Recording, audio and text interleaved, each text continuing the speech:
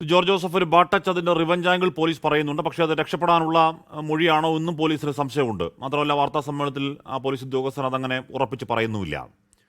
പക്ഷേ ആ കൊട്ടേഷൻ കൊലപാതകത്തിന് മുഖ്യ കാരണം മോഷണം തന്നെയാണ്. 5 പവനോളം പോകുന്നുണ്ട്. നമുക്കറിയാം ഈ സമയത്ത് 5 പവൻ സ്വർണ്ണത്തിന്റെ വില, ഐഫോണോ ബൈക്കോ വാങ്ങിക്കാൻ ഉദ്ദേശിക്കുണ്ടായിരുന്നു എന്ന് അവരുടെ ഫോൺ ചാറ്റുകളിൽ നമുക്ക് പോലീസ് മനസ്സിലാക്കുന്നുണ്ട്.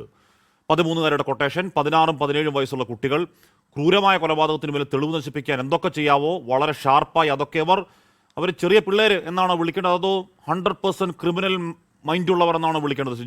ജോർജ് ജോസഫ്, ഇത് 100% ക്രിമിനൽ മൈൻഡുള്ളവർ തന്നെ. കാരണം അതിൻ്റെ വളർച്ച, ഇവരുടെ 4 പേരുടെ വളർച്ച ആ രീതിയിലായിരുന്നു. അവർക്ക് സമൂഹത്തിൽ ജീവിക്കേണ്ടത് എങ്ങനെയാണെന്ന് ആ കുട്ടികൾക്ക് അറിയത്തില്ല. ഇങ്ങനെയൊക്കെ തന്നെയാണ് എല്ലാവരും പണം ഉണ്ടാക്കുന്നതെന്നാണ് അവരുടെ ധാരണ. അത് ബാഡ് ടച്ച് എന്നുള്ളത് ഒരു കള്ളക്കഥയാണ്.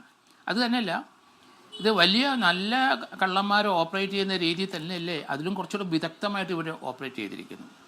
ഇവർ ഈ സോഷ്യൽ മീഡിയയിലും ടി വിയിലും അവിടെയൊക്കെ കണ്ടു പഠിച്ച ചില ക്രൈം കണ്ടിട്ട് അത് അഡോപ്റ്റ് ചെയ്ത് ആ രീതിയിലൊരു മർഡർ നടത്തുകയാണ്. ഇതിനകത്ത് അവർ പണം മോഹിച്ച് തന്നെ, കാരണം അവർക്കൊരു ഐഫോൺ വേണം, കുറച്ചുകൂടെ ക്ലാരിറ്റി എല്ലാ കാര്യത്തിനും കിട്ടും, അതുപോലെ മൂവ് ചെയ്യാൻ 2 വീലർ വേണം. അത് ആ പെൺകുട്ടിക്കും അതിനകത്ത് തീർച്ചയായിട്ടും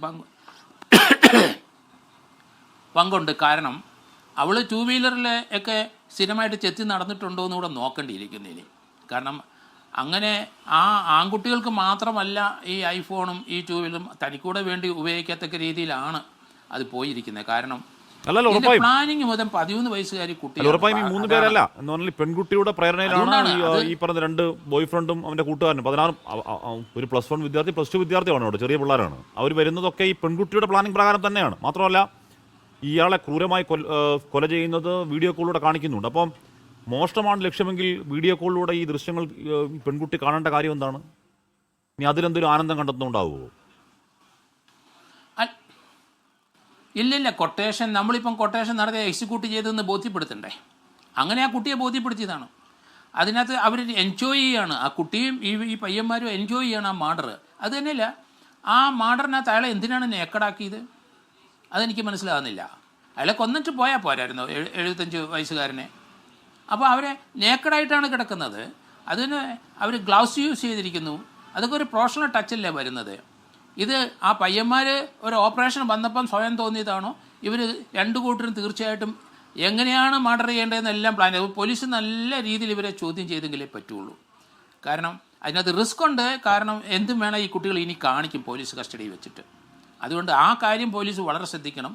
ഇങ്ങനെയുള്ള കുട്ടികളുടെ മൈൻഡ് ഏത് രീതിയിലാണ് പോകുന്നതെന്നും കൂടെ നമ്മൾ ശ്രദ്ധിക്കേണ്ടിയിരിക്കുന്നു. അതുകൊണ്ട് അതൊരു വാണിംഗ് ആയിട്ട് തന്നെ ഞാൻ ആ പോലീസ് ഉദ്യോഗസ്ഥർ പറയുകയാണ്.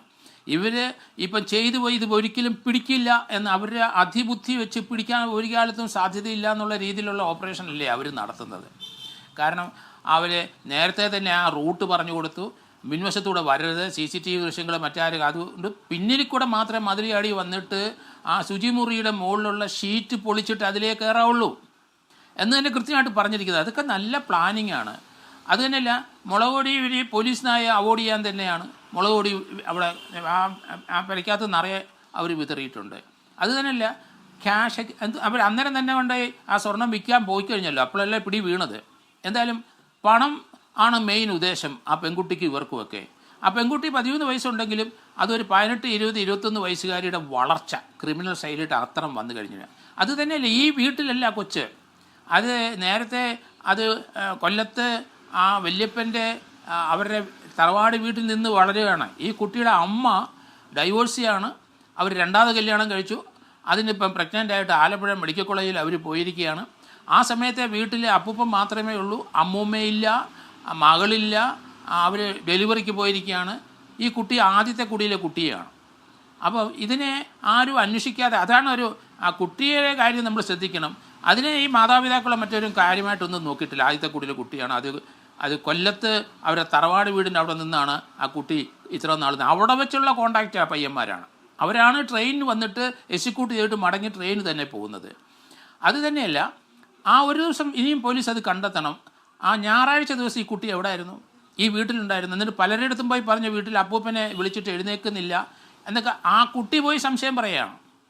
അപ്പോൾ ആ പെൺകുട്ടി ഞായറാഴ്ച എവിടെയായിരുന്നു എന്നുള്ളത് കൃത്യമായിട്ട് പോലീസ് അന്വേഷിച്ച് കണ്ടെത്തണം. അതിനകത്ത് വേറെ അസോസിയേഷൻ ഉണ്ടാകുമോ ഇല്ലയോ എന്നറിയില്ല. ഏതായാലും ഇത് നമ്മൾ ശ്രദ്ധിക്കേണ്ട, കേരളത്തിലെ സമൂഹത്തിലുണ്ടായ മാറ്റം നമ്മൾ വളരെ ശ്രദ്ധിക്കേണ്ടതാണ്.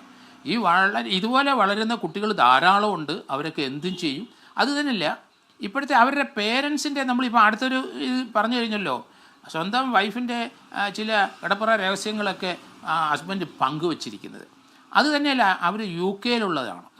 ആ UK-യിലുള്ള ആളാണ് ഇത് ചെയ്യുന്നത്. നമ്മൾ വിചാരിക്കുന്നത് വിദേശ രാജ്യത്തൊക്കെ പോയി പിള്ളേർ വലിയ അതുപോലെ പണമുണ്ട്. അല്ല, വളരെ മോശമായ സാഹചര്യത്തിൽ പലരും ഈ രീതിയിലുള്ള അവിടെ ജോലി ചെയ്യുന്നുണ്ട്. അതിനൊക്കെ വിചാരിച്ച നല്ല സാധ്യതയുണ്ട്.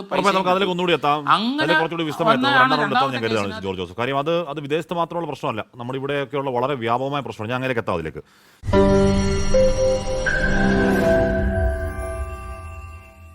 ലോകത്തെവിടെയായാലും ഏത് സമയത്തും 24 വാർത്തകളും ഓഗ്മെന്റഡ് റിയാലിറ്റി പാക്കേജുകളും എക്സ്പ്ലെയിനറുകളും വിശദമായി കാണാൻ ഞങ്ങളുടെ YouTube ചാനൽ നിങ്ങൾക്ക് സബ്സ്ക്രൈബ് ചെയ്യാം.